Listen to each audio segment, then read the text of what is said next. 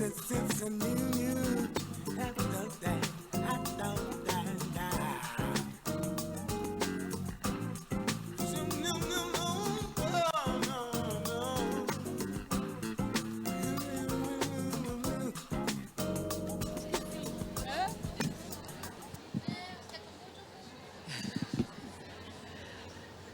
tarde a todas e todos. Quem está ouvindo, levanta a mão, gente, que é muito esquisito esse lugar da gente começar a falar com o fone de ouvido.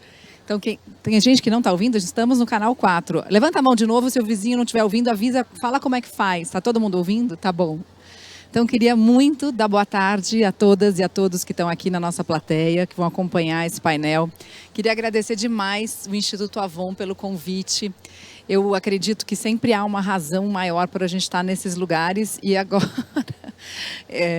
eu vou ter que fazer uma fofoca que o Dr. Carlos acabou de fazer comigo aqui, que ele me emocionou muito, porque ele veio me dizer que um grande amigo dele é um grande amigo da minha mãe de adolescência. Eu perdi a minha mãe quando eu tinha 20 anos de idade e sempre sonhei em reencontrar esse cara que ele veio me dar o telefone aqui agora. Assim. Então, assim, nada é por acaso. E eu tinha que compartilhar com vocês antes de começar essa história para a gente já quebrar o gelo aqui. E que bom que a gente vai falar de coisas tão importantes, né, que tocam a nossa vida. Então, mais uma vez, obrigada ao Instituto Avon por esse convite. Para mim é uma honra estar aqui nesse painel que vai fazer a apresentação do segundo panorama de atenção ao câncer de mama no SUS, realizado em parceria com o Observatório de Oncologia. E para a gente começar, eu queria dar a palavra para a Renata Rodovalho, que é coordenadora de parcerias do Instituto Avon. Boa tarde, Renata.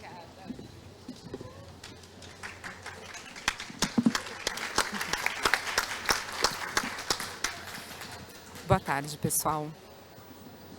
Melhor assim. Vocês me escutam bem? Dá um... maravilha. Gente, que prazer imenso estar de volta ao TJCC. Depois de 2 anos sem evento presencial, eu acho que eu estava fazendo as contas, acho que esse é o 5º ou 4º TJCC que eu tenho a honra de participar, seja como painelista, seja como espectadora, então estou muito, muito entusiasmada por estar aqui.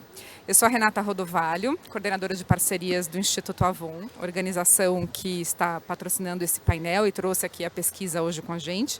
Eu sou só uma pessoa representando uma equipe de pessoas brilhantes que trabalharam para construir esse debate e essa pesquisa aqui hoje. Então, é uma honra estar aqui. Eu vou apresentar brevemente o Instituto. Imagino que a Avon, muitas de vocês conheçam, mas o Instituto é o braço social do Avon. E a gente, desde 2003, trabalha pela defesa dos direitos das mulheres, seja na causa do câncer de mama, seja na causa do enfrentamento à violência contra a mulher. Desde 2003, o Instituto Avon já investiu mais de 180 milhões de reais em 400 projetos que chegaram até 5 milhões de mulheres pelo Brasil afora. Seja por meio de exames, seja por meio da aceleração ao diagnóstico e tratamento, seja por meio das respostas públicas para as mulheres em situação de violência. A gente chega a mais essa edição do Panorama. A gente acredita muito em projetos multissetoriais, em parcerias que se potencializam e levam direitos e acesso a tratamento para as mulheres. Então, essa pesquisa que vocês vão conhecer aqui hoje é um exemplo desse tipo de parceria que a gente fez com o Observatório de Oncologia. Mas o panorama que vocês vão conhecer aqui hoje, ele não se encerra aqui. Ele se concretiza como projeto se a gente, a partir dessa experiência, se ele servir também para os gestores públicos tomarem decisão com base nos dados que a gente vai trazer aqui hoje e na ferramenta nova que a gente vai apresentar aqui hoje. Por isso a importância das parcerias público-privadas. Não é para nossa surpresa que os dados que a gente vai trazer aqui hoje, o cenário, o recorte que a gente fez, eles são muito ruins. A gente já sabia, né? Eu acho que todos os painéis desse seminário aqui, desse congresso, estão trazendo o impacto que a pandemia teve sobre a oncologia e sobre o tratamento do câncer de mama, o tipo de câncer mais incidente, mais mortal para as mulheres, não seria diferente. O resultado é muito preocupante. Isso é uma coisa que a gente não vai poder negar. Mas eu não queria começar esse painel derrubando vocês, né? Desanimando vocês e trazendo uma notícia ruim de cara. Então eu vou contar uma história rápida, vou trazer uma notícia boa, para a gente começar o painel com a energia lá em cima e esperançosos num Brasil melhor. Faz um pouco mais de um ano que foi aprovado um projeto de lei no município do Rio de Janeiro. Projeto de lei de navegação de pacientes. que é uma metodologia que acelera, né, que ajuda, acompanha a mulher durante a sua jornada, desde a suspeita até o diagnóstico e tratamento ao câncer de mama. A navegação de pacientes pode funcionar para qualquer tipo de doença crônica, na verdade, mas ela é especialmente importante para aquelas doenças, como o câncer de mama, em que as barreiras dificultam muito o diagnóstico precoce e o tratamento em tempo oportuno. Quando esse projeto de lei foi aprovado no Rio de Janeiro, ele foi inspirado num projeto piloto realizado na cidade de São João do Meriti. Esse projeto foi liderado pela brilhante doutora Sandra Gioia, que está aqui conosco hoje, uma das maiores especialistas em câncer de mama no Brasil. E também pela Fundação Laço Rosa, que era a organização parceira nossa na época. O projeto foi um sucesso, não fomos os primeiros a fazer navegação de pacientes no Brasil, muita gente veio antes, o Oncoguia, a FEMAMA, mas a gente queria um piloto no SUS que trouxesse resultados expressivos para a gente se inspirar e provar que a navegação tinha que ser uma política pública no Brasil. O projeto foi um sucesso, a lei foi aprovada, eu virei para a Mariana, minha colega de coordenadora de câncer de mama, e falei: Mari, e se a gente pegasse esse projeto de lei, adaptasse ele para a esfera federal e a gente apresentasse na Câmara dos Deputados, para que ele pautasse a navegação de pacientes, a atuação dos gestores estaduais e municipais para a saúde. A gente queria colocar a navegação de pacientes no mapa. A gente fez isso há 10 meses atrás. A navegação de pacientes, como vocês sabem, é uma metodologia que a gente treina a rede para acelerar o diagnóstico e tratamento. Na semana passada, a gente recebeu a feliz notícia de que o presidente da República sancionou a lei da navegação. E hoje ela é realidade no Brasil. Temos um programa nacional de navegação de pacientes. E a gente está muito entusiasmado com isso. A aprovação dessa lei, eu não vou mentir para vocês, mexeu muito com a autoestima dessa equipe. A gente ficou muito entusiasmada com isso. Isso nos encheu de esperança, porque a gente sabe que a nossa atuação faz diferença. Então, eu queria convidar vocês a se juntarem a gente nesse clima de esperança por um Brasil mais justo, né, que produza políticas públicas pensando na saúde das mulheres. Muito obrigada, desejo a todos um excelente seminário e eu passo a palavra para a Nina, a coordenadora de pesquisa do Observatório de Oncologia. Boa tarde.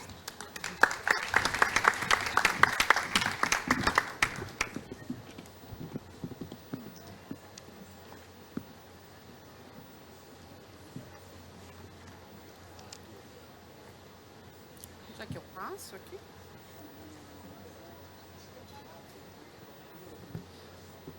Foi. Boa tarde a todos, boa tarde a quem está aqui nessa mesa, Mariana, Luciana, Renata, Dr. Carlos. Obrigada, um agradecimento super especial ao Instituto Avon, que com esse apoio proporcionou que a gente desse continuidade nesse projeto, no panorama de atenção ao câncer de mama no SUS, que a gente iniciou em 2020. No início da pandemia, a gente nem imaginava o que nos esperava, né, nesse ano. A gente começou essa parceria, acho que em fevereiro, março, né? A gente ainda não tinha essas informações de Covid, enfim. Então, agora, 2 anos depois, a gente refez esse diagnóstico, incluiu mais 2020, 2021, para a gente também ter esses dados e esse cenário muito mais completos e também já trazendo um pouco desses impactos. Então, obrigada, Instituto Avon, mais uma vez. Eu acho que, antes de começar, eu queria, a Renata aqui já trouxe muitos desdobramentos do Instituto Avon, quais são os objetivos, e para a gente, como Observatório de Oncologia, Abrale, Movimentos Todos Juntos contra o Câncer, esse tipo de parceria é muito interessante, porque o nosso objetivo não é só levantar dados e publicá-los e deixá-los estáticos num site. O nosso objetivo é realmente esse, né, transformar aí a realidade, fazer projetos, desdobrar, e o Instituto Avon está muito alinhado com a nossa missão por conta disso. É uma parceria que enche a gente de orgulho e felicidade também. Um pouquinho aqui da introdução do câncer de mama, né? Só para vocês entenderem, claro, o câncer de mama ele tem um impacto muito grande na sociedade, mas eu trouxe algumas informações da magnitude desse tipo de câncer, né? Então, é a neoplasia mais comumente diagnosticada em todos os países, aí, tem uma elevada incidência e mortalidade também. Em 2020, foram mais de 2 milhões de casos novos no mundo inteiro, e aí isso representando 15,5% de óbitos de todos os tipos de câncer no mundo. Aqui no Brasil, foram 66 mil novos casos, segunda causa de óbito aí entre as mulheres. Os melhores desfechos de tratamento, melhores prognósticos e chances de cura, eles estão ligados aí ao diagnóstico precoce, o menor tempo entre a suspeita e a confirmação diagnóstica, e, consequentemente, também entre a suspeita e o início do tratamento. Então, a gente vai trazer um mapeamento para vocês de como é que está esse cenário hoje aqui no Brasil. Quais são os fatores associados, então, a esse diagnóstico avançado? Baixa renda, a questões relacionadas à raça, cor, dificuldades de acesso à atenção básica, os exames de rastreio ali, mamografia, todas essas questões estão diretamente relacionadas. E o maior tempo aí, entre a suspeita e a confirmação diagnóstica através do rastreio, mamografia, enfim. O objetivo do nosso estudo, então, foi traçar o panorama da atenção ao câncer de mama no SUS, no período de 2015 a 2021.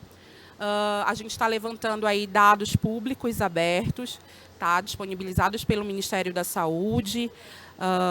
Essas bases, elas são todas de acesso público, mas nem todo mundo tem a expertise técnica necessária para baixar esses dados e transformá-los em informação.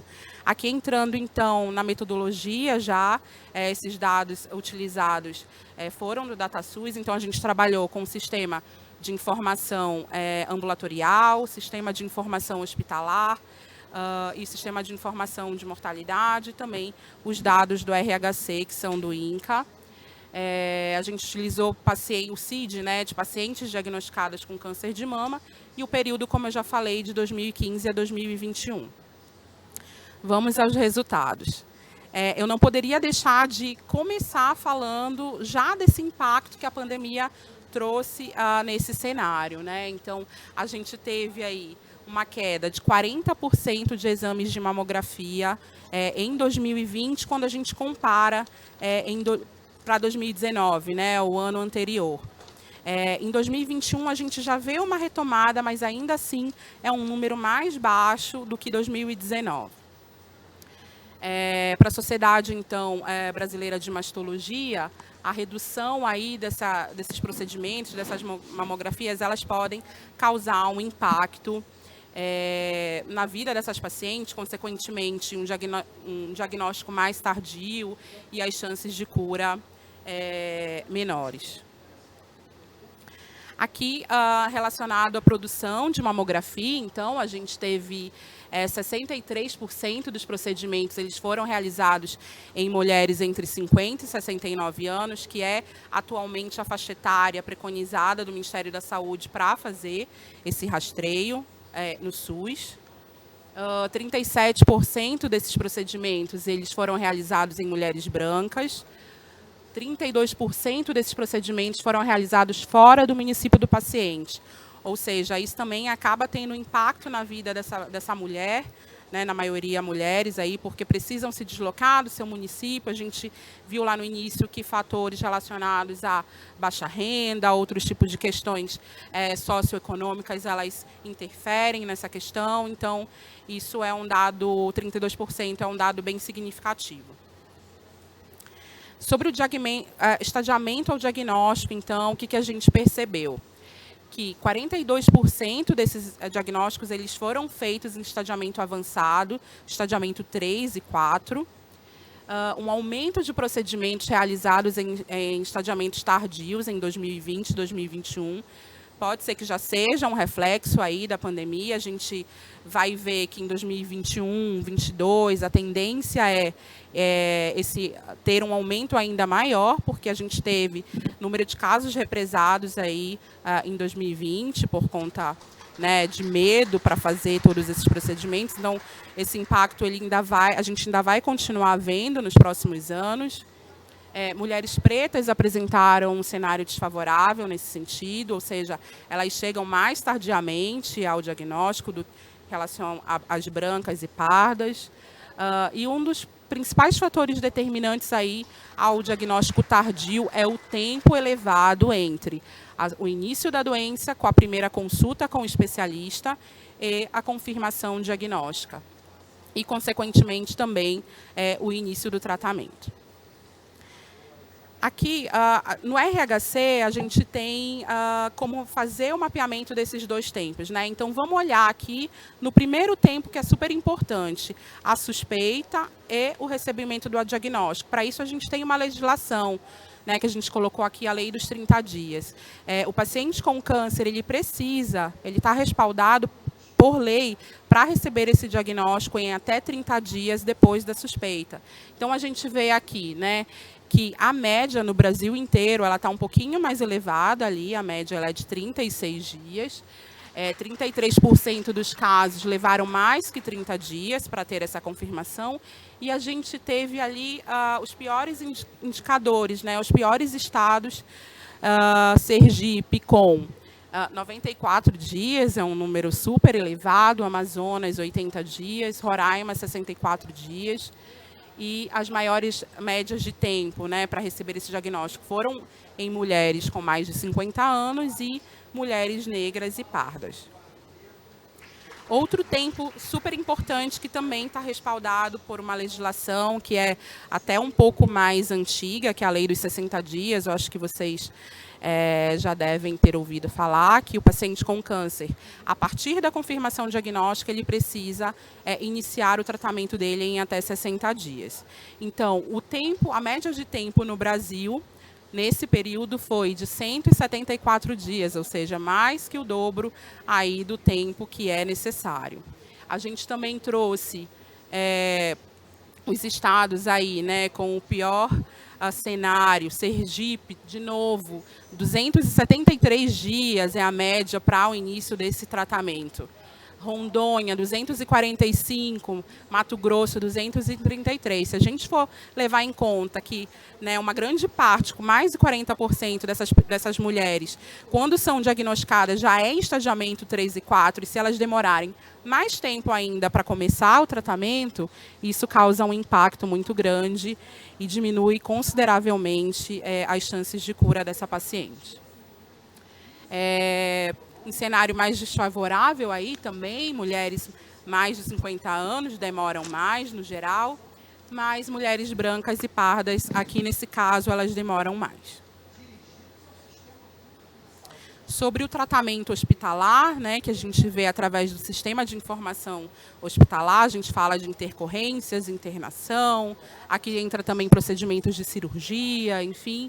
A gente teve um aumento no período de 2015 a 2019 de internações, porém, a gente destacou ali em 2020 e identificou uma queda de internação de 9% em 2020 e uma queda de 7% em 2021. A gente acredita que, isso para mulheres já diagnosticadas, a gente acredita que o médico muito provavelmente encontrou outras formas de cuidado dessa mulher, né, para que ela não tivesse que se deslocar a um hospital, enfim, e ter o risco de pegar uma Covid, por exemplo, já está debilitada, enfim. Então, a gente acredita que por isso que teve essa queda nesse período.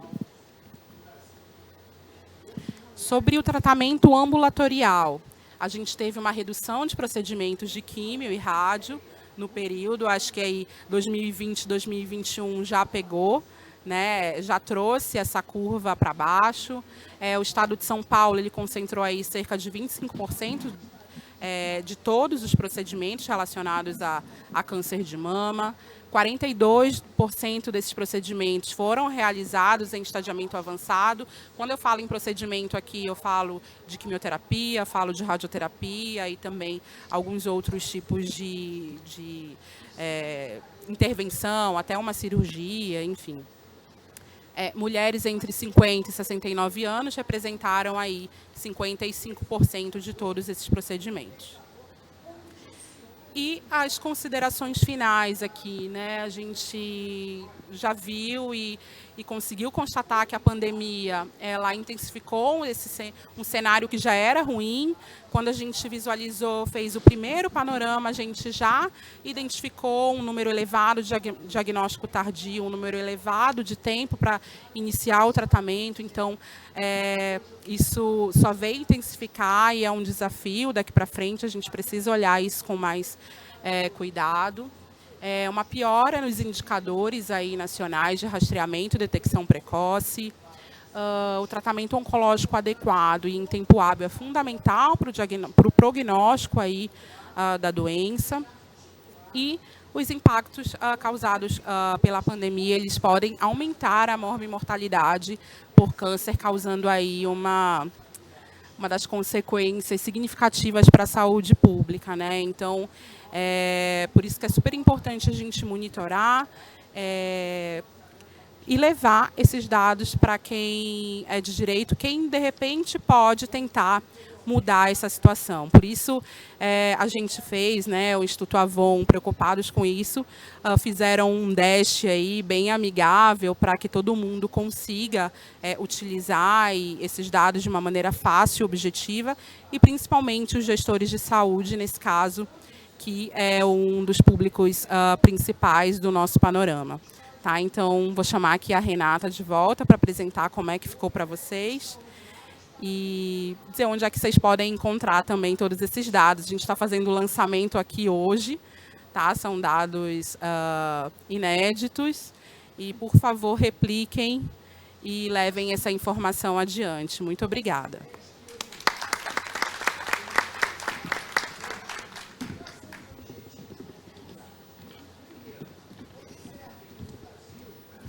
Muito obrigada, Nina, pela explicação e pela apresentação. A Nina trouxe os dados que a gente destacou para serem debatidos aqui nesse painel, mas como ela explicou, o estudo completo, bem como a ferramenta, estão disponíveis para vocês no panorama, panoramacancerdemama.com.br a partir da semana que vem. A gente trouxe um spoiler com imagens do site para vocês conhecerem. A gente ficou bonito, vai?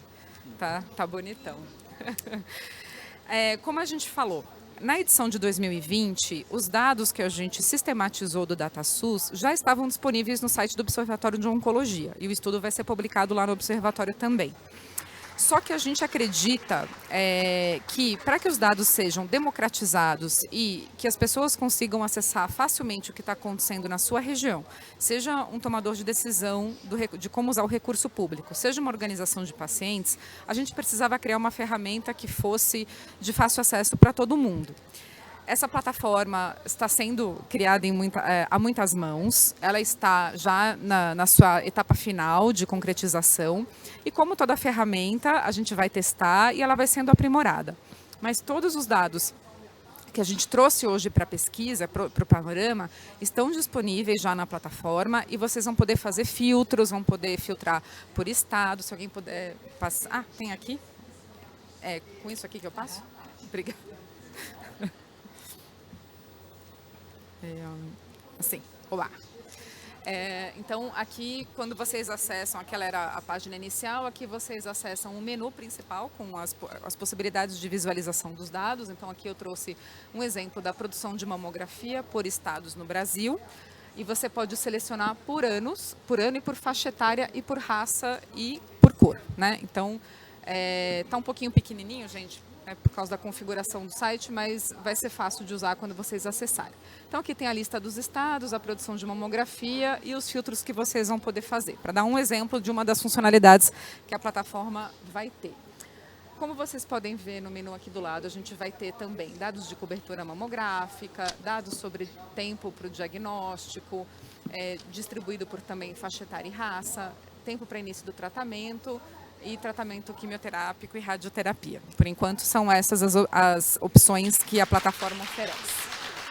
Quando você clica, por exemplo, no estado de São Paulo, então clicou ali no estado de São Paulo, ele vai abrir todos os municípios de São Paulo, os dados são desagregados para facilitar quem tiver interesse de recortar o dado por estado ou por município. E eu trouxe também outros exemplos de visualização de dados que a plataforma oferece, como gráficos comparando série histórica, faixa etária, distribuição por raça e cor. Aqui também a produção de número de mamografias realizadas e aprovadas pelo SUS, né, pelo Ministério da Saúde. Então, aqui também dando um spoilerzinho do tipo de gráfico que vocês vão poder visualizar. Aqui por faixa etária, distribuído nas faixas etárias para a gente entender ações customizadas. A minha região, as mulheres de 40 a 49 anos estão demorando muito para chegar no sistema. O que a gente pode fazer? Esse é o tipo de informação riquíssima para o tomador de decisão. E aqui, raça e cor também. Que tipo de política afirmativa a gente precisa realizar para reduzir a disparidade de atendimento no SUS para mulheres brancas e negras, por exemplo? Esse é o tipo de informação que a gente vai conseguir extrair da plataforma. Então, eu trouxe aqui só alguns exemplos de slides que vocês vão poder acessar na nossa plataforma a partir da semana que vem. E a gente tem um enorme desejo de que ela seja divulgada e utilizada como uma ferramenta de tomada de decisão. Tá bom? Muito obrigada. Obrigada, Renata. Eu queria passar a palavra agora para o Dr. Carlos Ruiz, que é da Sociedade Brasileira de Mastologia, e também para a Luciana Holtz, presidente da Oncoguia. Aproveitar para vocês falarem boa tarde para a plateia, mas já pedindo para vocês darem o destaque do que vocês acham, quer dizer, o que chamou mais atenção de vocês nessa apresentação que a gente viu até agora, para a gente começar aqui a conversar sobre esses dados e sobre esse panorama. Boa tarde a todos. Boa tarde a todos. Bem, obrigado, pessoal. Estava sentindo saudade já dessa nossa convivência mais perto, né? Esse calor humano faz muita falta para a gente. Eu acho que essa ferramenta desenvolvida traz para o gestor uma condição importante de julgamento, de escolha de estratégia. Mas mais do que isso, faz com que o gestor enxergue também as grandes desigualdades que são abissais na nossa sociedade. Abissais na nossa sociedade. A gente sabe hoje, por exemplo, que quando a gente compara público e privado, público é igual ao privado quando eu diagnostico precocemente. Eu agrido menos, faço uma cirurgia menor, eu preciso de menos medicações, eu preciso de menos internação. Na medida em que eu vou começando a progredir no estadiamento do câncer, ou seja, o câncer mais importante no sentido de estar mais espalhado localmente, eu pioro, ou seja, não existe equidade, porque o acesso às medicações, à cirurgia, à hospitalização é muito diferente. Então, quando a gente vê uma ferramenta dessa, a gente começa a pensar no desenvolvimento adequado dessas questões, né? O que eu, como gestor, olhando esses dados, vou direcionar? A gente sabe hoje quais são os obstáculos, né? Os obstáculos estão desde da educação, né? Por que as mulheres não fazem mamografia?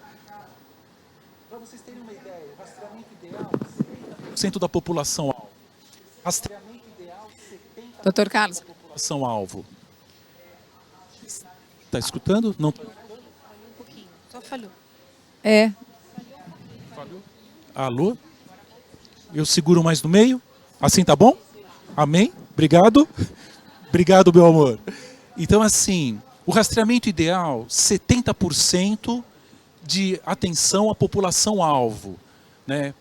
Para vocês terem uma ideia, no Brasil, hoje, não chega a 25%. Varia de 25% a 30%. Por que a mulher não vai fazer, né? Se a gente fala tanto Outubro Rosa, tanto do TJCC, por que ela não vai buscar a atenção? Primeiro de tudo, medo. Medo. Aqui nós temos uma plateia com muitas mulheres. Quantas pensaram duas vezes por causa do medo? Porque câncer está associado à morte, sofrimento. Só que no câncer de mama, principalmente, quando eu diagnostico precocemente, a história é outra. É muita vida. Hoje são milhões de mulheres curadas do câncer de mama no mundo. Milhões de mulheres. O diagnóstico precoce me proporciona especificamente uma condição melhor de agressão menor para essa paciente. Tudo começa com a educação. Então, explicar isso para a paciente é importante. Segundo obstáculo é o rastreamento, acesso à mamografia. Terceiro obstáculo é se a mamografia der alterada, quem vai fazer a biópsia? Fazendo a biópsia, se der alterado, quem vai tratar? Se vocês perceberam, esse programa que a Avon e o Observatório desenvolveram é exatamente avaliando esses tempos, avaliando essas questões. Por que eu demoro mais, por que eu demoro menos, aonde estão os gargalos como um todo? A gente, enquanto sociedade, sempre se preocupou com a detecção precoce do câncer de mama, né? Porque, é claro, a mamografia é fundamental para isso, né? Para vocês terem uma ideia, o câncer de mama para atingir 1 centímetro, pasmem, demora em média de 8 a 10 anos. Ou seja, eu tenho muito tempo para poder fazer esse diagnóstico. Ah, vocês vão falar, mas eu conheço uma colega que, algumas vezes, ele tem um comportamento mais agressivo e cresce mais rápido. Então, saber quem vai fazer o tratamento, o segmento é importante. Que é o que especificamente esse programa mede. E por que eu estou sublinhando isso? Qual foi a conclusão desse programa? Estádios clínicos mais avançados, o diagnóstico, mais palpabilidade, sem querer desmerecer a questão do rastreamento, que é fundamental. Mas eu, como gestor, já estou mudando o meu Outubro Rosa. Meu Outubro Rosa não vai ser, na verdade, falar sobre rastreamento. Vai ser esclarecer precocemente essas lesões. Essa paciente não pode passar 6 meses numa fila esperando o tratamento. Então, o que a gente precisa desenvolver? Estratégias que possam esclarecer mais precocemente todas essas questões que dizem respeito a essa doença, né? Então, não tem cabimento num país como o nosso, né, e a gente sabe muito bem disso, 6 meses com diagnósticos para esperar o tratamento. O câncer de mama demora de 8 a 10 anos para atingir 1 centímetro e normalmente dobra a cada 6 meses. Essas medidas de 30 a 60 dias não são de graça. Essas medidas de 30 e 60 dias é porque, passando isso, existe um impacto no prognóstico. Por isso que o trabalho que vocês desenvolveram, Renata, Nina, é fundamental para que a gente possa escolher a nossa melhor estratégia, né? Eu já estou pensando no meu Outubro Rosa, daqui a alguns dias, o que a gente vai abordar, além do que a gente já tinha planejado, baseado em quê? Baseado fundamentalmente nesses dados. Esse tipo de composição, sociedade, público-privada, assistência, SUS, faz toda a diferença. A gente tem que saber o que está acontecendo. O que a gente não mede, a gente não administra. É isso aí, pessoal. Obrigada, doutor Carlos. Luciana, passar a palavra para você. Oi, gente, boa tarde. Então, um enorme prazer estar aqui com vocês. Instituto Avon, Nina, doutor Ruiz, Mari. Oi, gente, então vou fazer que nem a Mari. Quem está me ouvindo, levanta a mão. Para animar o nosso lado, né, Mari? Então tá. Ai, gente, olha, eu acho que assim, quando, né, com antecedência a Rê me mandou essa pesquisa, né, eu vou te falar, viu, doutor Ruiz, eu também fiquei presa nesse mesmo dado que você acabou de explanar de um outro jeito, mas eu tô aqui, gente, bem grande na minha colinha, com os 42%, né, de mulheres que descobrem a doença nas fases 3 e 4. Né? Então vamos lembrar, 3 é localmente avançado, 4 já é metastático. Né? 42%. Não precisa, né, doutor Ruiz? Não precisa, gente. Né? E eu acho que só complementando tudo que o doutor Ruiz acabou de falar, né? Tem um pedaço, sim, que depende única e exclusivamente das mulheres, né? Então, sim, precisamos minimizar essa barreira do medo, da desinformação, né? Dos mitos, dos preconceitos que ainda existem na nossa sociedade, sem dúvida nenhuma. Né? A gente ainda ouve com muita frequência quem procura acha, então eu não vou procurar. Né? Sendo que a gente tem o quem procura acha e acha pequenininho pode curar. Isso é super importante. Agora, a gente também tem um sistema de saúde que não responde. Né? Então, imagina, né? O trabalho o quão grave é todo um trabalho de convencimento que a gente passa fazendo, né, durante o ano todo e mais ainda no Outubro Rosa, de tirar a Dona Maria de casa, que está morrendo de medo de fazer a mamografia dela, né? A gente vai lá, a gente convence, né? A gente cativa, a gente toca a Dona Maria e ela vai agendar a mamografia dela e ela não consegue fazer, né? Eu estava contando, doutor Ruiz, eu estava ontem, né, conversando com uma Dona Maria que estava fazendo a minha unha, né, e eu estava ali falando com ela, quando foi a última vez que você fez a sua mamografia? Ela olhou assim para mim, ai, faz tempo. Falei, quanto tempo, Dona Maria? Ela falou, pandemia, né, Lu? Eu falei, quanto tempo? E ela não falava para mim, né? Acho que uns 5 anos. Eu falei, quantos anos a senhora tem? Ela falou, tenho 57, né? Eu falei, então, né, vamos aproveitar, tá na hora de colocar o exame em dia, tal, me convenci ela até para fazer aqui ou fazer lá, né? Lá, falei, ó, tem 2 lugares agora no outubro para você fazer, então tem aqui no TJCC e tem lá no Coletivo Pink daqui a pouquinho com a carreta da Avon, e tá combinado com ela que ela vai fazer. Mas ela me contou que ela tentou agendar e ela tá esperando ser chamada já tem 6 meses. Então, eu acho que são 2 coisas, né? Eu acho que com esses dados, gente, acho que nos permite, né, além de tudo, compreender, né, para cobrar, né? Óbvio que no meio disso tudo tem propor, né? Acho que a gente também nos prepara para fazer uma melhor sugestão, para fazer, junto com uma cobrança, uma proposta, né? Então, acho que a gente consegue olhar onde que a coisa está pegando. Poxa vida, olha que desafiador que é esse número lá de Sergipe, né? Nessa questão específica da lei dos 30 dias, gente, esse é outro tema que a gente tem que falar agora no Outubro Rosa, né? A lei dos 30 dias não importa para a paciente, a lei dos 30 dias importa para a mulher, porque é a oportunidade que ela tem de ter a biópsia dela realizada em 30 dias. Então, não estou com câncer ainda, né? Então, é uma informação que a gente tem que levar muito agora, né? Junto com as nossas mensagens de Outubro Rosa. Porque a biópsia é um gargalo muito grave no nosso país, muito grave, né? Tem uma dificuldade gigantesca para agendar, tem uma dificuldade gigantesca para pegar o resultado. E eu te pergunto, né, doutor Ruiz, o que adianta... Mari, obrigada. O que adianta a gente correr e fazer, né, fazer a biópsia em 30 dias e o resultado sair em 90? Adianta, né? E a mesma coisa com relação à mamografia, né? Fica aqui meu pedido para vocês nas mensagens de Outubro Rosa. Mamografia, 3 etapas, tá? Fazer, pegar o resultado e levar para o médico.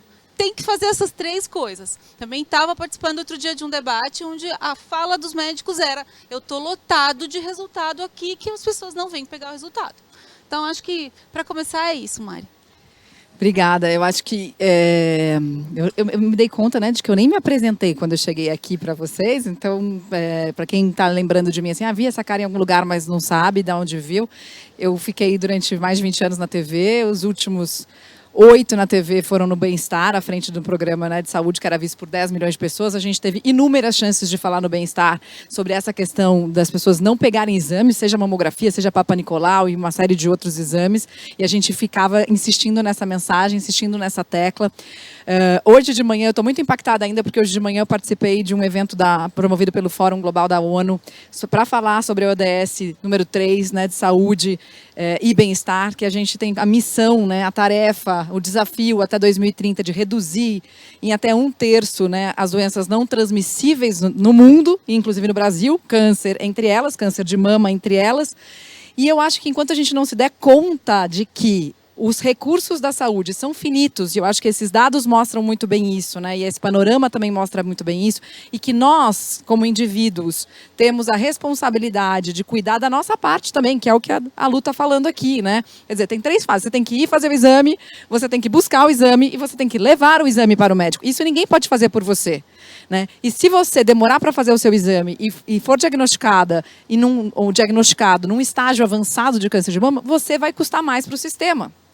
Você vai custar mais para o sistema e o sistema tem recursos finitos. A gente viu isso de uma maneira muito clara e muito dolorosa na pandemia. Então, assim, obviamente que tem o papel do gestor de saúde, tem o papel do médico, tem o papel do SUS, tem o papel das empresas também, dos planos de saúde também, mas tem o nosso papel, né? E eu acho que é importante a gente falar sobre isso. Mas eu queria dar os parabéns para vocês por essa missão de transformar dados em algo que valha como informação. Porque hoje a gente está lotado de dados e dados a gente encontra em qualquer lugar, né? Se a gente procurar, a gente tem 500 milhões, trilhões de dados, né? Um número infinito de dados. Mas se a gente não transformar isso numa informação que é capaz de gerar transformação, a gente não leva a lugar nenhum. E eu acho que esse é o trabalho desafiador de formiguinha, de alguém que vai lá e se dispõe a fazer. Então, fiquei muito feliz de ver e depois de saber que essa plataforma pode ajudar a gestão pública. Tem algumas perguntas que chegaram aqui que já foram respondidas, falando sobre a queda de exames de mamografia e também de biópsia durante a pandemia. Eu acho que a gente está vendo aí o que a gente já previa que ia acontecer, que era uma pandemia de câncer pós-pandemia, né? Mas tem algumas outras perguntas que eu queria destacar aqui. E aí, deixa eu só desbloquear, porque ele trava 2 em 2 segundos. Espera aí, só um pouquinho. Espera aí, vamos lá. Tem várias que chegaram aqui. Vamos lá. Estão fazendo uma pergunta sobre jovens aqui. Vocês notaram maior incidência de câncer em jovens? E por que vocês acham que esse número tem aumentado?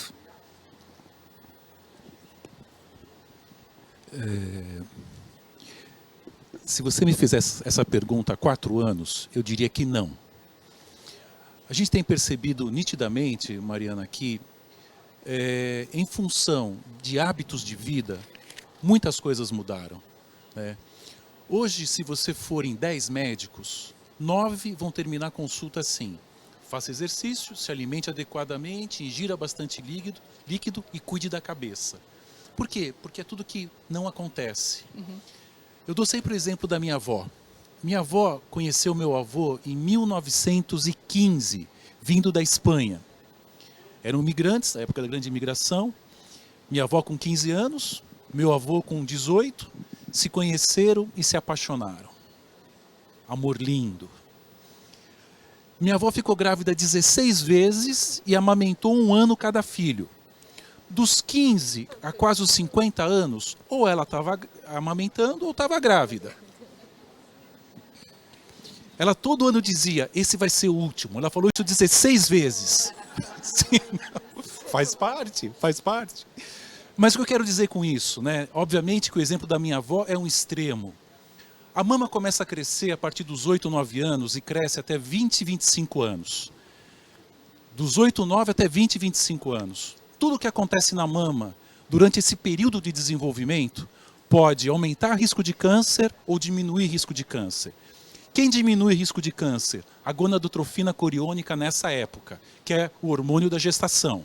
A gravidez que protege, a amamentação que protege, é essa que ocorre durante o período de desenvolvimento mamário.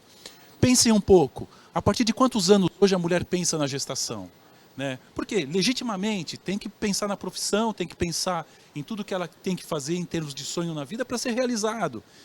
Hoje, no meu consultório, eu atendo muitas mulheres com seus entre 30 e 35 anos que estão preocupados em congelar os óvulos, porque querem engravidar mais tardiamente ainda, porque ainda não se estabeleceram como gostariam. Extremamente legítimo. Mas isso, Mariana, respondendo a tua pergunta, muda o status de vida. Percebe? Então tudo isso influencia. Sim, hoje a gente vê muitas mulheres jovens. Para você ter uma ideia, no ICESP, onde eu trabalho também, 33% dos casos de câncer de mama ocorrem antes dos 50 anos. 33%. Por isso que a gente critica o Ministério. 10% dos casos de câncer de mama, 12%, antes dos 42 anos. E essa frequência tem aumentado. Respondendo a sua pergunta. E deixa eu fazer um agradecimento. Desculpa. Lindas e maravilhosas. Sabe, um prazer enorme poder dividir essa banca com todas vocês. Obrigada. Tem até um comentário aqui também sobre isso, né? Boa tarde. Na pesquisa foi avaliado que o diagnóstico nos estadiamentos tardio 3 e 4 foi de 46% em mulheres entre 40 e 49 anos. essa faixa etária não é contemplada pelas orientações de rastreamento do Ministério da Saúde. Será que não devemos olhar mais para essas mulheres e iniciar o rastreamento aos 40 anos, como recomendado pela Sociedade Brasileira de Mastologia? Né? Tá respondido já, eu acho, né? Uhum.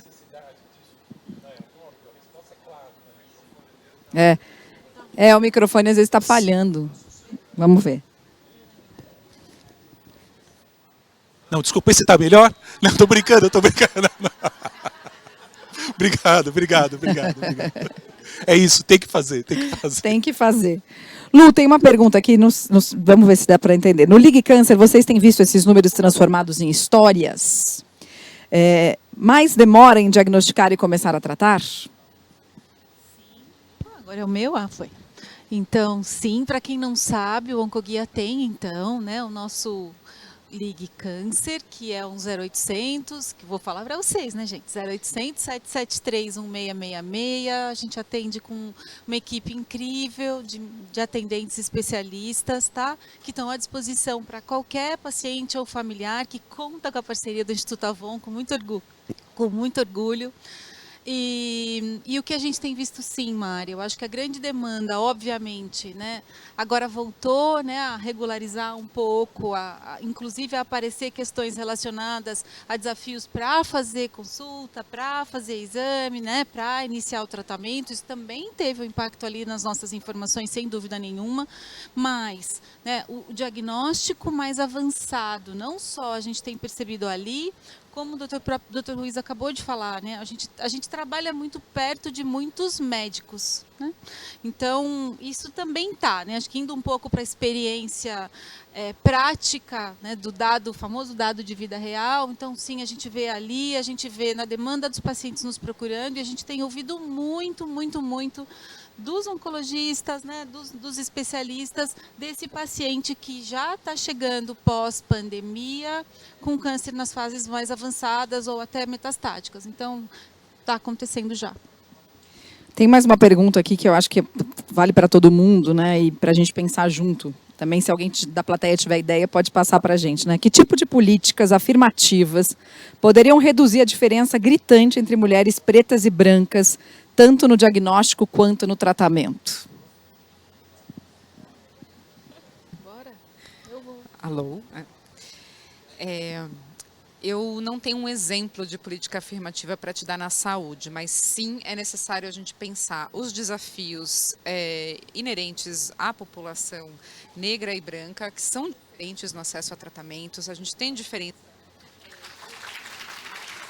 Está falhando, Rê. Vamos tentar com isso. Eles pediram para segurar bem assim forte no meio, para não falhar. Isso, vocês me escutam. Okay, vamos ver se vai. Aqui. A gente tem diferença, sim, de acesso à informação, de tempo disponível para ir até o sistema de saúde buscar ajuda. Então, você pensa, uma mãe solo, que tem menos tempo para cuidar de si da saúde, você não pode achar que a mesma política de atendimento, a mulher que vive sozinha na periferia, criando seus filhos sozinhas, vai ter a mesma disponibilidade de tempo que uma mulher branca, classe média ou classe C e D, que também é SUS-dependente, por exemplo, né? Então, sim, a gente precisa considerar essas diferenças de tempo disponível para cuidar da saúde, compreensão da relação fator de risco, quais são os sinais da doença. Sim, é fundamental que a gente pense esse tipo de iniciativa. A Mariana, ela fez um comentário que me chamou a atenção, né? O quanto a gente aprendeu durante a pandemia a democratizar acesso ao tratamento e à informação. Os consórcios que foram feitos pelos veículos de imprensa, a forma de fazer atendimento, o que foi aprendido com os protocolos de atendimento para tratar os casos mais críticos de Covid, eu acho que a gente aprendeu a colaborar muito na pandemia, e uma coisa muito parecida poderia ser feito para atenção ao câncer de mama, se a gente entendesse que a gente está diante de uma emergência de saúde também, né? Então, todos os aprendizados que a gente teve, a gente pode transportar isso para o universo do câncer de mama também. Vou só complementar, Maria, acho que é exatamente o que a Rê disse, né? Até o tema da UICC, né? O tema da Union International Cancer Control, inclusive do dia 4 de fevereiro desse ano, e que eu sei que vai ser, inclusive, o tema que vai ser debatido nos próximos 3 anos, é justamente o quanto os determinantes sociais não podem influenciar no acesso à saúde. E é isso que a gente vê na prática, né? A gente vê que muitas vezes a sua cor, né, o seu gênero, o seu nível educacional, o seu nível social estão, sim, sendo um fator decisivo, gente. Vou ser muito cruel, entre vida e morte. Né? É disso que a gente está falando. E aí, a política tem que se adequar. A grande regra da falta de equidade é eu tenho que fazer mais para quem precisa de mais. Né? Você estava hoje, eu imagino que a grande discussão em torno, né, das questões do Pacto Global são essas. Então, assim, a política ela tem que levar em consideração. Se eu preciso, estou pensando no seu exemplo, né, da dona Maria, que tem lá 62 anos e precisa fazer a mamografia, mas ela tem uma netinha, ela precisa ficar em casa para cuidar e ela está desempregada. Talvez a mamografia tenha que ir até ela. Né? Talvez o posto de saúde tenha que abrir de sábado, né? Isso. Ou à noite. Como é que a gente se adequa, né, para realmente chegar mais pertinho do cuidado e oferecer o cuidado adequado? E se eu sou o gestor de saúde de um desses estados que a gente destacou aqui como os piores para tempo de iniciar o tratamento, por exemplo, acho que foi o estado de Sergipe, foi um dos que a gente destacou. Eu olho para essa paciente que está demorando 274 dias, 273. Essa mulher, ela tem cor, ela tem idade, ela tem lugar de moradia, ela tem CEP. Então, eu olho para esse dado e eu tenho condições de colocar o meu recurso, o meu esforço, o meu profissional para atender essa mulher que está demorando esse intervalo. Né? Não adianta eu achar que a regulação vai resolver igualmente o problema de todas as pacientes. Eu tendo esse dado em mãos, eu tenho condição de parar tudo que eu estou fazendo, vamos treinar a rede para acelerar, a hora que ela chegar no sistema a gente tem que correr com ela, na atenção básica, na atenção secundária. Então, é possível fazer isso com acesso às informações que a gente sistematizou aqui. Posso complementar? É assim, na nossa realidade econômica, 80% dos lares da classe C e D são sustentados pelas mulheres. 80%. Essa mulher, quando vai fazer a mamografia, ela vai ter que faltar no trabalho dela. Faltar no trabalho dela significa menos comida na mesa. Você acha que ela vai fazer a mamografia? Uma outra questão fundamental. Aqui uma homenagem a um grande professor meu, o professor Pinotti. Ele começou o Pérola Byton. O professor Pinotti no Pérola Byton fazia o hospital funcionar 24 horas por dia. Porque aquela mulher mais humilde que vai naquele momento no hospital, talvez seja a única vez que ela vá a um hospital. Então a gente aproveitava para fazer absolutamente tudo que ela precisava. Ela tinha mamografia alterada, a biópsia no mesmo dia. Ela tinha um Papa Nicolau alterado, já passava por uma primeira consulta. Você precisa agilizar essa questão de atendimento para as pessoas no geral, mas em especial para elas, porque elas podem não voltar. Então assim, pessoal, a gente só vai ser feliz quando todos forem felizes. Isso não é um problema só da saúde pública, isso é um problema de todos nós. Todos somos responsáveis, direta ou indiretamente. E domingo que vem, essa responsabilidade vai vir à prova. Por favor, pensem bem. Ui. Só para complementar, que eu acho que vocês colocaram muito bem todas essas dificuldades, o impedimento, a questão da mulher. E trazer de novo um dado, né? Isso, dificuldade quando tem que fazer o rastreio no seu município. A gente viu ali que 32% faz fora do seu município de residência, né? Então, quando essa mulher chegar lá, qual foi? A que mora aqui em São Paulo demorou 5 anos para fazer. E essas mulheres que moram num município distante, né? Quantos anos? 10, 12 anos para fazer. Então, é uma questão que a gente precisa levar em consideração também. E eu acho que vocês trouxeram no começo, né? A Rê, na fala dela, trouxe no começo essa lei aprovada no Rio de Janeiro, né, que mostra que quando você tem informação na mão e exemplos bons, você consegue convencer os gestores. E aí também traz um pouco da responsabilidade para a gente, né? Para nós que temos como cidadãs e como cidadãos essa responsabilidade de pressionar. Porque também não adianta nada, depois a gente vota e daí esquece o assunto, como se só eles fossem responsáveis por fazer, né? Com as informações na mão, a gente tem a capacidade de pressionar. E outra coisa que eu queria trazer à tona, assim, que eu escuto muitas histórias, é do preconceito e da discriminação no próprio sistema público, inclusive pelas próprias pessoas iguais.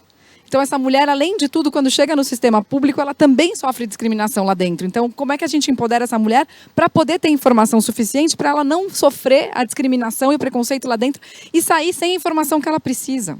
Que é um grande desafio, né? Então, que tipo de trabalho de comunicação e de informação a gente pode fazer antes dela chegar ao sistema público, para ela chegar, para ela entrar sabendo o que ela vai fazer, sabendo como vai ser o exame, muitas vezes, porque para tirar um pouco do medo, para tirar um pouco do receio, que tipo de informação ela precisa pegar ali, para depois ela voltar um pouco para casa mais tranquila, né? E, inclusive, convencer quem mora do lado, a vizinha, a prima, a irmã, etc., aí também.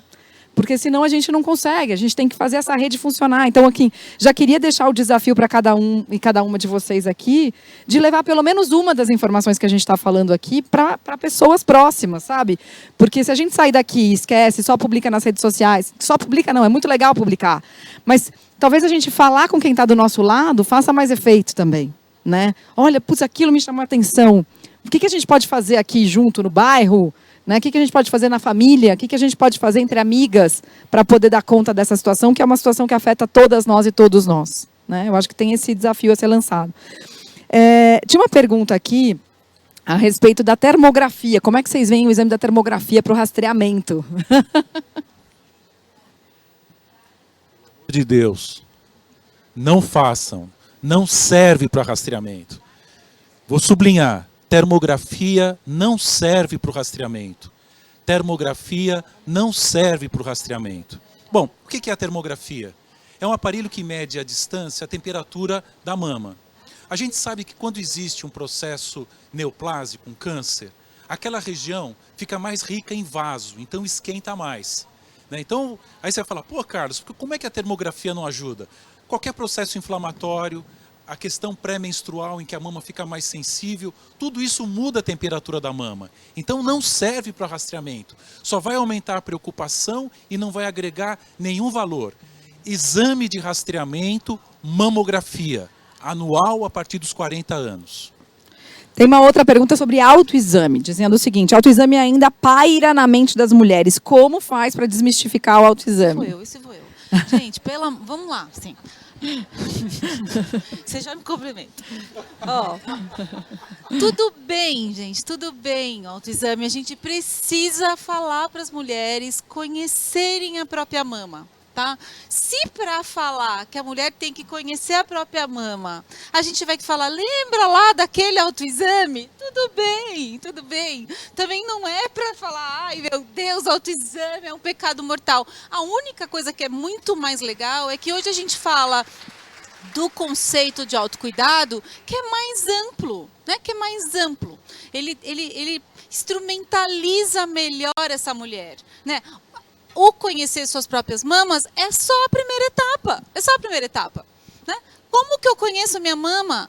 Olhando e tocando. O que é olhar e tocar? Né? É o autoexame, gente. Então tá tudo bem. Né? Tá tudo bem. Só não fica presa só nele. Né? Então eu preciso conhecer a minha mama. Eu preciso ir ao médico. Preciso ir no Dr. Ruiz. Né? O Dr. Ruiz lá, o gineco ou o masto, precisa fazer uma outra coisa que também está meio abandonada, que é o exame clínico das mamas. Toda vez que eu falo isso, as mulheradas falam para mim, nossa, faz tempo que não tem médico que faz a palpação da minha mama. O Dr. Ruiz pode explicar o quão importante é esse exame clínico feito por um especialista, feito pelo médico. Ele vai conversar com você, né? É importante você saber a sua história, se você tem caso de câncer na família ou não. Precisa conversar sobre essa informação com o seu médico, porque isso pode mudar tudo, né? Muda tudo. Aí ele vai falar para você fazer a mamografia, dependendo da sua idade, né? Como eu já falei para vocês, vocês vão ter que fazer a mamografia, buscar o resultado e levar de volta para o Dr. Ruiz. E tem toda uma questão relacionada, que o Dr. Ruiz também já enfatizou, que é relacionada à adoção de hábito de vida saudável. Fechou o ciclo do autocuidado da mama, tá? Então é isso, gente. Pode, né? Não é para acabar com o autoexame, mas é para usar ele de forma estratégica, tá? Dentro do conceito de autocuidado. Tudo bem? Posso falar o que eu acho do autoexame? Pode. Calma. Não. Tô brincando. Mas é assim, por que o autoexame é interessante, mas a gente não usa como rastreamento? A gente começa a palpar um nódulo mamário a partir de 1,5, 2 centímetros. A mamografia faz o diagnóstico milimétrico. Percebe? Aí já é a primeira diferença importante. Se eu quero diagnóstico precoce, não é o autoexame. Mas, no nosso Brasil, para vocês terem uma ideia, a média de diagnóstico de câncer de mama no SUS são nódulos de 3 a 4 centímetros. O nosso SUS é essa realidade. Então, para o nosso SUS, é melhor eu diagnosticar com 1,5, 2, do que com 3, 4. Percebe? Então, o autocuidado é sempre importante. Está escutando agora? Sim. Agora sim. O autocuidado é sempre importante, o autoexame é importante. Não substitui o rastreio, mas para a nossa realidade, já que é 3, 4 centímetros e eu palpo 1,5, 2, talvez vale muito a pena. Para quem menstrua, depois da menstruação, durante o banho. Para quem não menstrua, qualquer dia do mês, escolhe o primeiro dia do mês, durante o banho, palpa sua mama. É legal. Outra pergunta aqui. Como é que eu faço para pegar esses dados do meu estado que a Renata acabou de divulgar?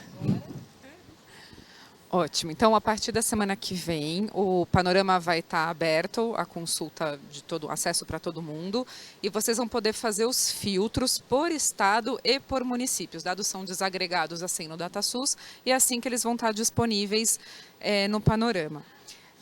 Se você é um gestor de saúde, tomador de decisão, secretário municipal, secretário estadual, a equipe do Instituto Avon está de portas abertas e convida vocês a nos chamarem para projetos de colaboração, de melhoria da atenção no município e no estado de vocês. A gente está agora iniciando um processo com o município de Arapiraca, em Alagoas. A gente vai mexer lá na atenção ao câncer de mama e a gente pode fazer isso em outras regiões, a depender da disponibilidade de abertura do gestor. Eu queria corrigir uma pergunta que você me fez. Eu não tinha um exemplo de política para te dar, afirmativa, para reduzir as disparidades entre mulheres negras e brancas no sistema de saúde. Eu não tenho mesmo na saúde, mas eu pensei numa paralela para a causa da violência, que eu acho que exemplifica e pode ser uma inspiração para uma política de saúde. Na causa da violência contra a mulher, existe um estudo que prova que a presença da delegacia especializada da mulher reduz feminicídio naquela região. É uma das poucas políticas que a gente tem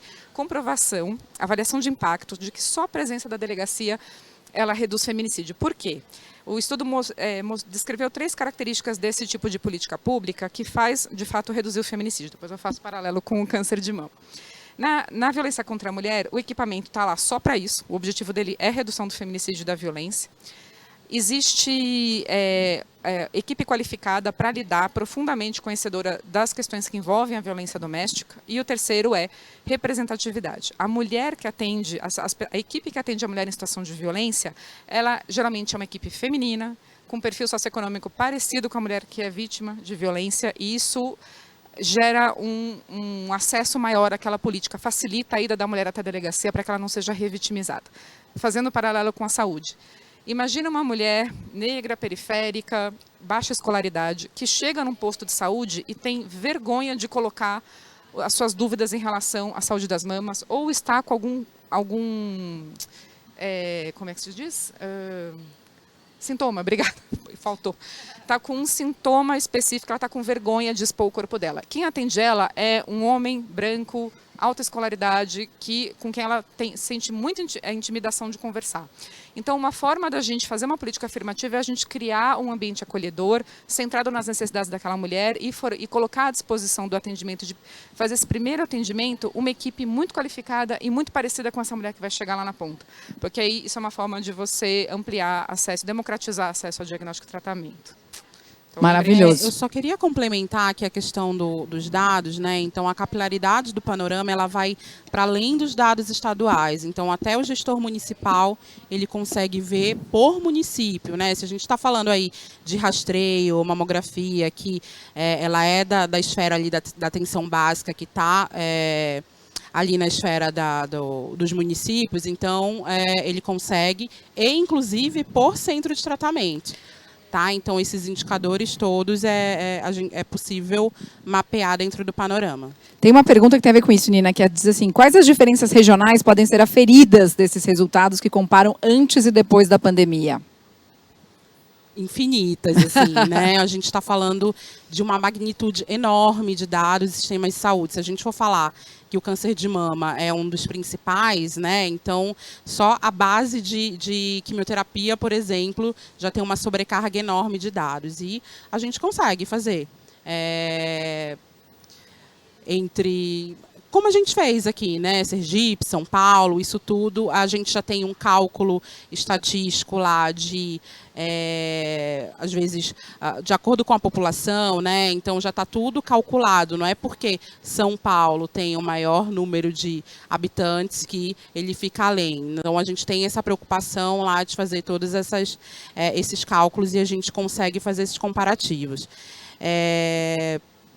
Acho que é isso, né? Inclusive, quando a gente coloca um mapa lá, tem um mapinha no panorama que a gente consegue ver bem visual mesmo, sabe? Como é que está Pará, São Paulo, Amazonas, Sergipe, para todos os indicadores, não só de produção de mamografia, mas também estadiamento ao diagnóstico, o tempo entre a suspeita e o diagnóstico, o tempo entre diagnóstico, acesso ao tratamento, mortalidade também, quais são os principais indicadores. Então, é possível fazer toda essa visualização. Quando a gente entra também no mapa do Estado, no DEST do Estado, tem um mapinha lá do Estado, onde a gente consegue também fazer os filtros do município e fazer o comparativo no próprio Estado. Tá? Isso para o gestor também é super importante para saber onde que ele consegue fazer, onde ele precisa fazer uma campanha mais intensiva, alocar melhor e destinar melhor os recursos, enfim. Então, para todos esses níveis de atenção, a gente consegue fazer os comparativos regionais. Obrigada, Nina. Tem um complemento aqui sobre a questão da desigualdade, né? Sobre a questão racial. Exame clínico, a questão também é racismo. Nós, do projeto de Peito Aberto, no meio dos anos 2005 e 2006, fizemos com ONGs de mulheres negras uma pesquisa mostrando que 90% dos médicos não tocam em mulheres negras. Como denunciar e mudar isso? Isso é seríssimo e esse é um dado de consulta, mas a gente tem outros dados relacionados a disparidades de atendimento para mulheres negras e brancas para fazer o pré-natal, na hora do parto e para outros tipos de atendimento também. Eu acho que para prevenir isso só por meio de conscientização, treinamento da equipe, né, e trazer esses dados à tona é fundamental. Para denunciar e nos órgãos competentes de denúncia. Eu acho que é fundamental que a mulher que é mal atendida denuncie, mas a gente sabe que na prática isso é muito difícil, né? Até porque essa falta de conhecimento dos próprios direitos, de acesso à informação, a mulher ela não tem muito com o que comparar. Na hora que ela vai ser mal atendida, né, ela entende que aquilo é a realidade do sistema de saúde, que também tem uma série de problemas em relação à quantidade de demanda de atendimento, né, enfim. Então, mas pode complementar, doutor Ruiz. Não, eu acho que importantíssimo. Eu dou aula na Faculdade de Medicina, 4º, 5º ano e 6º. E, desculpa, não pode existir essa diferença. Né? Isso é inconcebível, né, para quem orienta, dá aula e fala com os jovens que estão se formando. Isso tem que ser denunciado, sabe? Isso não pode ficar assim. Porque enquanto não houver uma denúncia, sabe, responsabilizando quem deixou de fazer, isso não muda, sabe? Isso não muda, então isso tem que ser denunciado. Não é isso que a gente ensina, não é isso que eles aprendem. Então, assim, me dói muito escutar uma coisa dessa, né? Não pode haver. O paciente não tem cor, o paciente não tem gênero, o paciente não tem credo, sabe? Não tem sentido isso para que a gente possa entender de fato o que é a medicina, pelo amor de Deus.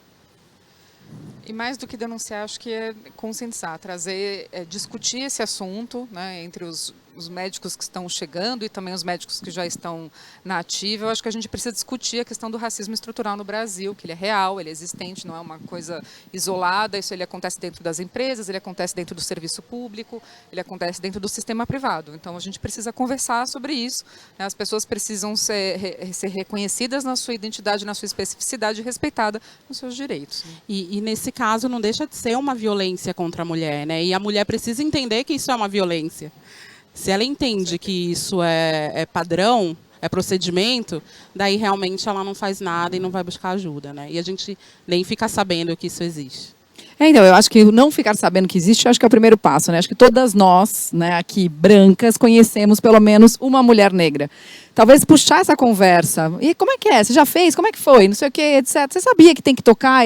Porque, de repente, se a pessoa não sabe, a gente pode puxar esse assunto. Então, eu acho que a gente também tem, como mulher, a responsabilidade de colocar isso na roda.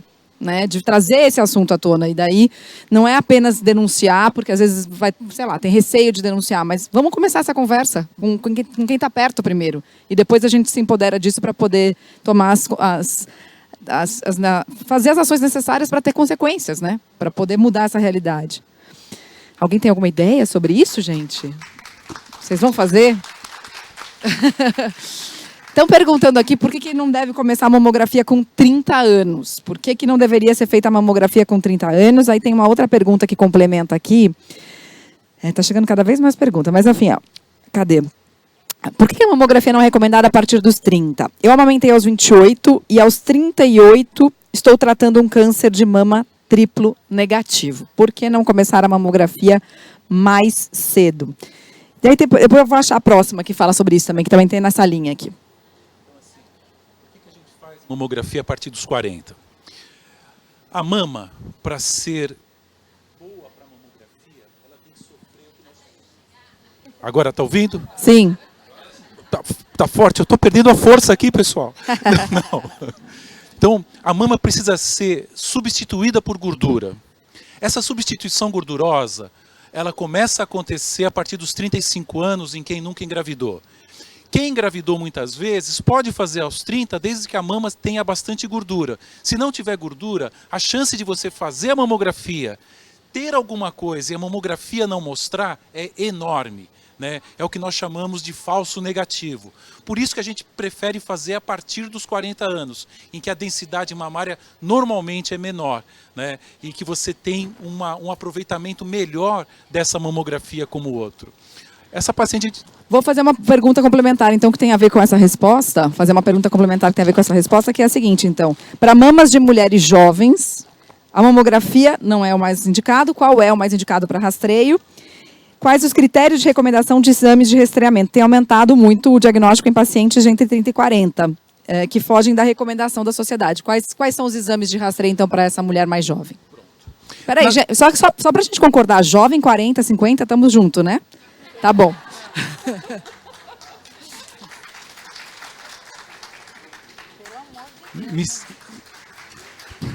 O lírio... Ah, não, daqui... Não.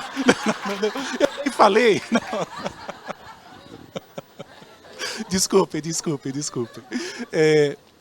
O Lírio gostou. O Lírio é o mais jovem. Tá ótimo, Lírio. Então, assim... O que acontece que é fundamental em relação a essa questão de rastreamento? Nas entrelinhas, as pessoas perguntam sempre, Carlos, se eu fizer ultrassom de mama não vai ser igual? A resposta é não. Ultrassom de mama não é exame de rastreamento. Teoricamente, a gente só deveria pedir ultrassom de mama numa alteração palpatória. Se não houver alteração palpatória, a gente não deveria pedir ultrassom. E todo mundo pede, a gente vê.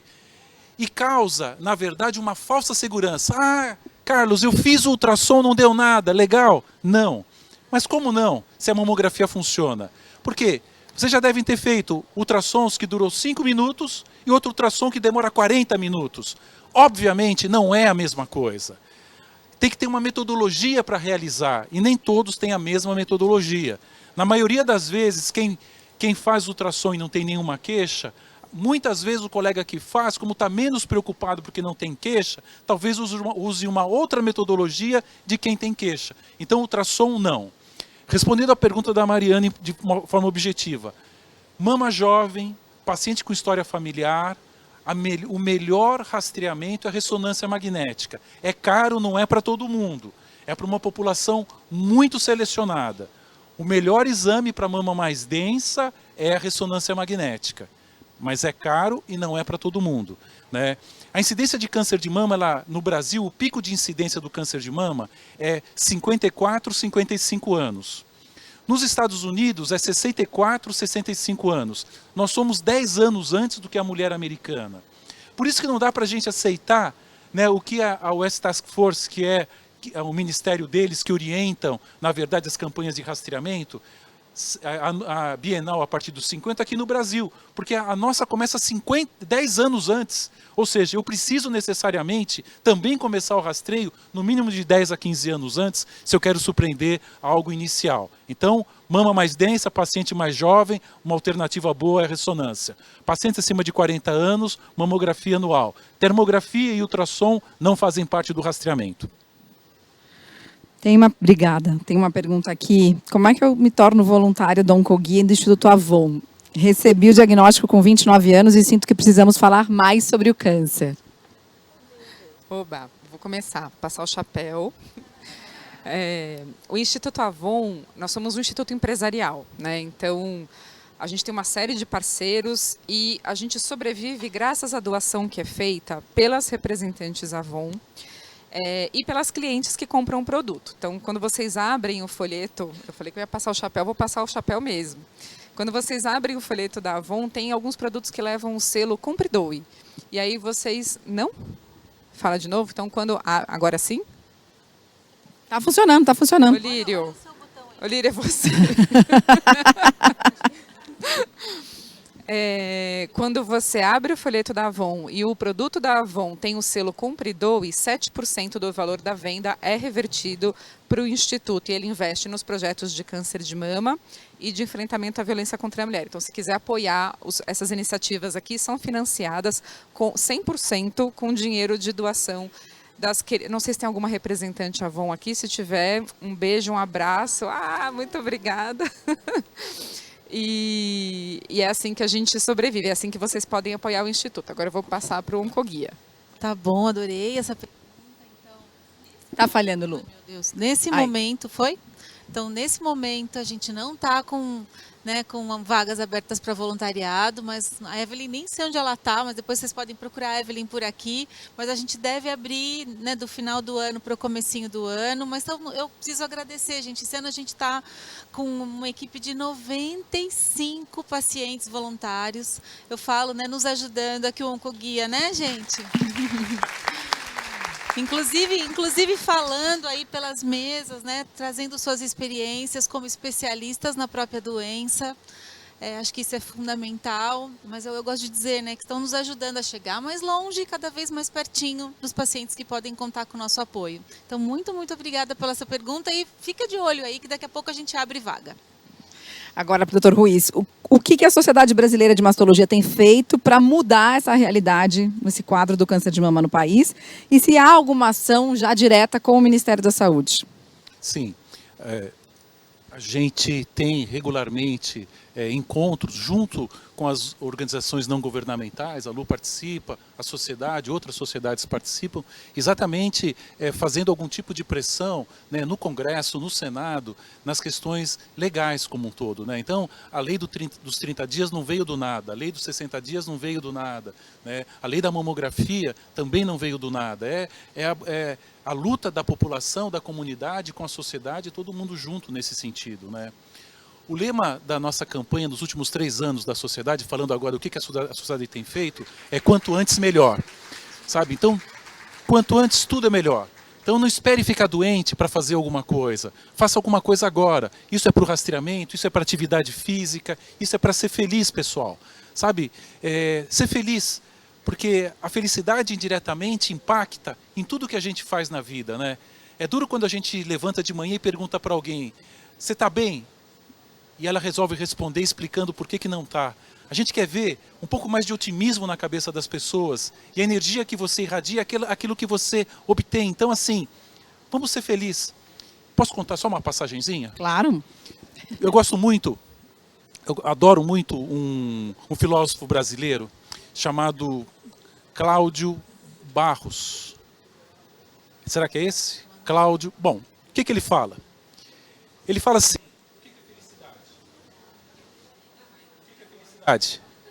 tá, agora tá? Tá. Toda vez que ele estava estudando, ele se achava, quando pequeno, uma pessoa muito pouco aproveitável para as questões do aprendizado. Até que um dia a professora dividindo vários seminários, dividiu durante o ano o seminário dele, ele ia falar sobre petróleo. Ok, chegou o dia dele, ele subiu no púlpito, ele olhou para a plateia e ficou embasbacado. Ele falou, putz, é isso que eu quero fazer. E ele demorou para começar. Quando ele começou a falar onde tinha mais petróleo, onde não tinha, rararara, e chegou o momento que a palestra acabou, mas ele não queria parar. Aí ele começou a inventar, sabe, que tinha coisas de petróleo aqui e acolá. E ele chegou à seguinte conclusão: tudo que a gente faz e não quer que acabe, isso é felicidade. Simples assim. Hoje vocês me deixaram muito felizes aqui, porque eu não quero que essa sessão acabe. Muito obrigado, pessoal. É o Clóvis de Barros Filho. Clóvis de Barros Filho, exatamente. Agora, falando sobre o quanto antes melhor, sobre a lei dos 30 e 60 dias. Como a gente pode pressionar a quem recorrer se elas não estiverem sendo cumpridas, essas duas leis? Sim, porque essa é a grande discussão. Papel aceita tudo, tem lei para tudo, né? Se você for ver, a gente não precisa de mais leis. Nós estávamos juntos, eu, a Sandra Joy, a Alice, no Congresso Brasileiro de Salvador, falando exatamente a respeito disso. Nós juntamos a sociedade civil, juntamos a justiça, juntamos os políticos para elaborar exatamente uma planificação nesse sentido, né? Porque papel aceita tudo, então o que eu devo fazer, né? Só que agora nós temos um instrumento a mais, que é o instrumento da Avon e do Observatório, que traz para nós a oportunidade de mostrar claramente, olha, o que está acontecendo. Já não é mais eu acho, olha, eu tenho certeza. Por isso que um instrumento como esse faz diferença, inclusive nessas ações, para orientar todo esse processo, né? É esse o sentido. Pode, Lu, claro. Né? Acho que o doutor Rui está falando de coletivo, vamos falar de indivíduo, né? Então, estou tendo minha lei descumprida, tá? Então, pode ligar no Coguia, que a gente vai orientar, obviamente, o passo a passo. Mas, gente, vai na ouvidoria, né? Todas as instituições têm ouvidoria, pode procurar um defensor público, pode procurar o Ministério Público, tá? Então, esses órgãos estão à disposição da população para ajudar também. Ai, não é fácil? Não, não é fácil. Tá? Uma coisa é o direito na teoria, outra coisa é o direito na prática. Existe realmente muita diferença entre uma coisa e outra, mas dá certo, tá? Arregaçando as mangas, indo atrás, tendo um bom relatório médico, estando bem subsidiado, né, do ponto de vista de realmente ter todos os critérios que estão definidos ali na lei, dá para dar certo, tá bom? E não precisa ser sozinho, dá para contar com o Coguia. Obrigada, Lu. Eu vou juntar as duas últimas perguntinhas que a gente tem aqui, porque o nosso tempo também já está quase esgotando. Como é que a lei da navegação de pacientes pode ajudar nessa empreitada das mulheres que têm mais dificuldade de chegar ao sistema público de saúde? E a segunda pergunta é, a gente vai receber alguma notificação posterior da plataforma sobre esses dados do câncer? Vai ter notificação ou a gente tem que acessar? Então, primeiro, vamos falar da navegação. Gente, papel aceita tudo. Então, o projeto de lei está lá, a lei foi aprovada, ela cria o programa nacional, mas essa lei, ela tem muitas limitações. Assim, ela não tem vinculação orçamentária, ou seja, a gente não disse que para implementar os programas de navegação, a gente vai destinar X% do recurso da saúde. Isso não está determinado, isso está aberto para que seja decidido pelo gestor do Estado como é que ele vai alocar esse orçamento. A gente tomou uma decisão de descentralizar a saúde lá na Constituição de 88. Então, estados e municípios têm muita autonomia sobre atendimento à saúde no âmbito municipal e estadual, o que é ótimo, porque a gente pode tomar decisões com base em evidências locais, por meio do panorama a gente consegue fazer esses recortes, e eu sou secretário de saúde de Arapiraca, sou secretário de saúde de Belo Horizonte, eu posso olhar o que está acontecendo no meu município e entender o que é melhor para aquele município. O que a gente tem que entender é quais são os principais desafios daquele município e entender como é que a navegação, por exemplo, pode ajudar. A navegação, ela reorganiza o jeito que o sistema recebe e conduz essa mulher até a jornada do diagnóstico e tratamento. Então, precisa ser feito um treinamento da equipe, não existe um grande investimento em plataforma, aplicativo, não. O que a gente precisa é rediscutir a forma que a mulher está sendo transitada no sistema de saúde, precisa ser treinado, toda a equipe médica precisa estar aberta a receber esse novo fluxo de atendimento e a gente precisa de um navegador ou alguns navegadores, que pode ser um enfermeiro, assistente social, o próprio médico pode fazer o papel de navegador, mas ele tem que estar dedicado a isso porque ele precisa conhecer profundamente aquela região, como o sistema ali funciona e quais são os desafios daquele município específico ou daquele estado, dependendo de onde a navegação for acontecer. Mas aonde que a gente vai aprender? Não existe a escola de navegação de pacientes, por enquanto. Estamos para lançar uma. Mas aonde a gente só conhece alguns cursos no sistema privado? Tudo bem, tem informação abundante na internet, existem cursos disponíveis e o Instituto Avon também, junto com a doutora Sandra Joy, a gente implementa a navegação, é só o município e o estado nos procurar e a gente vai organizando um plano para ser um disseminador dessa tecnologia. Então, para responder a pergunta da navegação, eu não entendi direito a segunda pergunta. A segunda pergunta dizia sobre se haverá alguma notificação na plataforma. Quer dizer, vai ter, por exemplo, um push-up que vai dizer para você, um pop-up dizendo assim, olha, fica atento, o dado de mamografia caiu o número de mamografias no estado de São Paulo. Olha. E nesse sentido, aproveitando o gancho, essa plataforma vai ser atualizada periodicamente, é isso? Sim. Claro. A ideia é que ela esteja seja atualizada anualmente ou a cada 2 anos. A gente precisa combinar exatamente como vai ser essa frequência, mas tem que fazer sentido do ponto de vista de como o dado é atualizado no DataSUS, né, Nina? Quer falar um pouquinho da atualização? Sim, esses dados eles são atualizados, tem períodos de atualização diferentes. Então, por exemplo, o de mortalidade a cada 2 anos. Então, a gente ainda não incorporou aqui desse impacto. O de procedimento ambulatorial, aí mensalmente, né, porque são dados com finalidade de faturamento. O hospital ele precisa inserir para poder receber. Então, por isso que é mais rápido. Os dados do RHC, por exemplo, que a gente pega os tempos entre a consulta com o especialista e a confirmação diagnóstica e também o acesso ao tratamento, é o que mais é atrasado. Então, a gente tem uma desatualização desde 2019. Né? Então, a gente não consegue, tem tempos diferentes. Agora, o que a gente pode fazer? A gente quer que todo mundo utilize, né? E passe também esse feedback para a gente. Então, por exemplo, a partir desse contato do Instituto Avon com os gestores, então eles vão dizer, olha, é importante eu ter esse dado aqui, ou esse outro, para mim é interessante. Aí a gente vai tendo esse entendimento, tendo um olhar para saber e ajustar, né? Olha, é importante a gente atualizar isso aqui a cada 6 meses, ou esse daqui, uma vez por ano, ele está ok de ser atualizado, né? Então, é importante a gente ter esse feedback, porque se deixar estático lá e ninguém utilizar, a gente também não vai saber, tá? Então, por favor, utilizem quando a gente estava fazendo lá, né, reuniões de benchmarking, tudo, um dos atores também são ONGs, alguns pacientes ativistas, porque justamente fazem esse trabalho corpo a corpo, né? Os voluntários do Oncoguia também têm uma capilaridade regional, então é importante eles estarem munidos dessa informação. Então, para cada ator, né, a gente precisa receber um feedback para ver ali a importância da atualização desses dados. Além, é claro, da atualização do próprio sistema, enfim. Isso. A gente aprende muito com outras causas. Então, na causa da educação, a gente tem uma série de rankings que são divulgados para estabelecer a diferença de resultados na educação que os estados têm. Então, o nosso panorama vai ter também essa funcionalidade de ranking.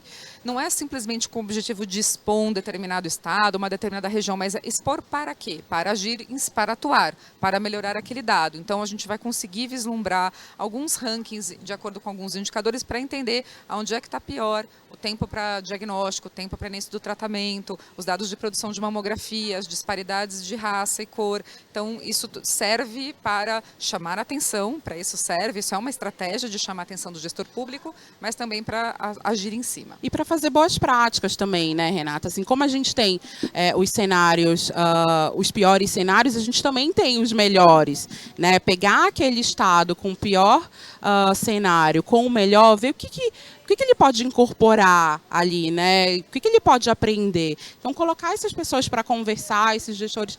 Claro que tem questão orçamentária aí, né, de municípios sul, sudeste, que a gente não pode comparar ali com outros do nordeste, norte, enfim. Mas eu acho que tem coisas que estão ali ao alcance e que podem ser modificadas simplesmente por uma orientação, né? Às vezes o gestor nem sabe ou se toca que ele pode fazer ali o mínimo e nem precisa de tanto dinheiro, muitas vezes, né? Alô, vamos para as considerações finais? Eu acho que está acabando o nosso tempo. Ela tinha falado 5 minutos, mas eu acho que agora, pela minha contagem aqui, encerrou? Acabou? Alguém quer falar mais alguma coisa, então? Fazer uma consideração, então acho que dá tempo aqui, né? Da nossa parte, eu acho que é continuar monitorando. A gente viu que o cenário ele vai se modificando ao longo do tempo. Quando a gente fez lá no início de 2020, era um cenário totalmente diferente. A gente, com a pandemia, tem um outro cenário. Daqui para frente, a partir de 2023, 2024, 2025, é um outro cenário, inclusive de questões de acesso, estadiamento tardio e mortalidade vai ser impactada. Então, entender o cenário e assim, dialogar todo mundo junto, sabe? Continuar transformando esse dado em informação, continuar tendo apoios para que a gente consiga elevar, né, divulgar essas informações. Enfim, eu acho que é isso, estar de olho e cada um ali fazendo a sua parte, se apropriando desse dado e construindo as suas ações mais assertivas e direcionadas.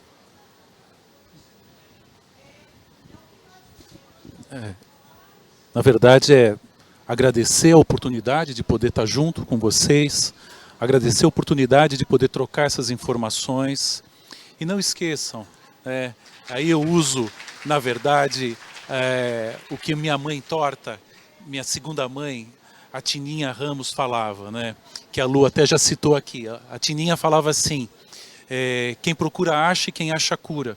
Não vamos ter medo de procurar, porque procurar no câncer de mama faz toda a diferença, porque é quanto antes melhor. Quanto antes melhor tudo na vida, pessoal, de resolver. Sabe, não embarrigue as coisas, resolvam quanto antes, porque isso faz toda a diferença. E acima de tudo, sejam felizes, pessoal. Obrigado, viu? Eu vou fazer um convite aberto, encorajar quem usar a plataforma e tiver sugestões de como melhorar a ferramenta, estamos abertos a ouvi-los e receber as sugestões. É só mandar e-mail para instituto@avon.com. Obrigada. Eu quero super agradecer, né? Então, que a gente tenha aí um super Outubro Rosa, né? Que vocês estejam saindo daqui muito inspirados, né? Encorajados a fazer muita diferença na vida de muitas mulheres. Obrigada, Rê. Obrigada, Instituto Avon. Muito obrigada. Obrigada, foi uma honra, um prazer estar aqui com vocês. Obrigada mesmo pela oportunidade, parabéns. Assim, eu fiquei me lembrando das épocas de reportagem, o quanto a gente custava para pedir um dado para o Ministério da Saúde, o quanto é difícil. Às vezes a gente está com tudo pronto, o texto pronto, já gravou todas as entrevistas, mas falta aquele dado que o Ministério tem que cruzar com não sei o quê, daí você espera às vezes 2 semanas para conseguir aquela informação, 3 semanas, 1 mês, e o dado não vem. Então eu acho que é um trabalho que vocês estão fazendo magnífico para a sociedade, e exatamente a Nina usou essa palavra, né, assertiva, né? Decisões assertivas, a gente não pode mais desperdiçar recurso na situação que a gente está. Então, parabéns mais uma vez ao Instituto Avon, parabéns para a Brale, parabéns para o Oncoguia, parabéns ao Dr. Ruiz pelas palavras. E obrigada pela presença. Não esqueçam de passar pelo menos uma informação para alguém que, quando vocês chegarem em casa, para a família de vocês hoje, porque eu acho que vai fazer muita diferença, né? Se empoderem daquilo que vocês ganharam hoje, porque eu acho que foi muito precioso. Eu já me empoderei. Obrigada.